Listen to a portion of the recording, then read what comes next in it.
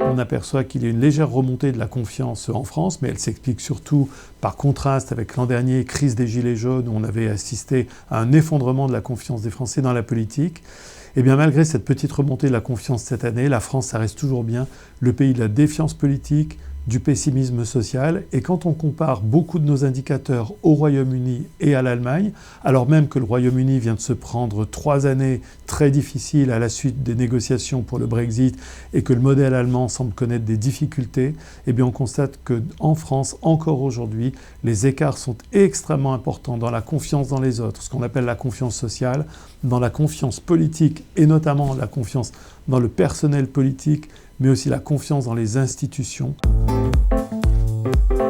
Vous avez une grosse proportion, un peu plus de 40% des enquêtés qui vous disent qu'ils préféraient un peu plus d'efficacité et un peu moins de démocratie.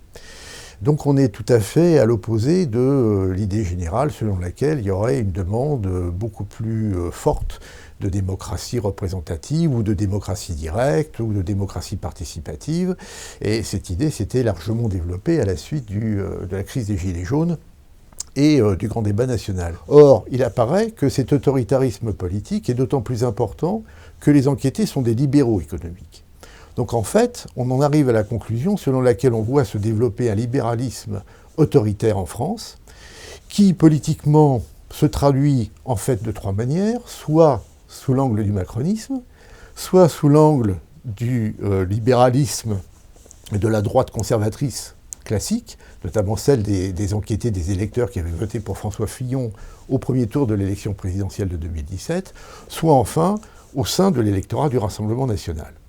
Et ce qui est très intéressant, c'est qu'en fait, ce degré de libéralisme autoritaire n'est pas du tout lié à des phénomènes de classe. En fait, on retrouve ensemble, par exemple, des petits patrons, des professions libérales, des chômeurs ou des ouvriers qualifiés.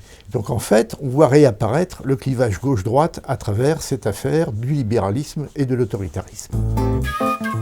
Nous avons assisté dans cette vague 11 du baromètre de la confiance à un presque effondrement de la confiance dans la police. Suite à la crise des Gilets jaunes, suite à toutes les images de violence que nous avons vues sur nos écrans, eh bien la police est la seule institution publique qui recule cette année en termes de confiance, moins 8 points par rapport à l'an dernier. Il faudra sans aucun doute beaucoup d'efforts à nos forces de sécurité et de police pour remonter cette pente. Ils ont perdu tout le bénéfice qui avait été engrangé à la suite des attentats de 2015. Sciences Po.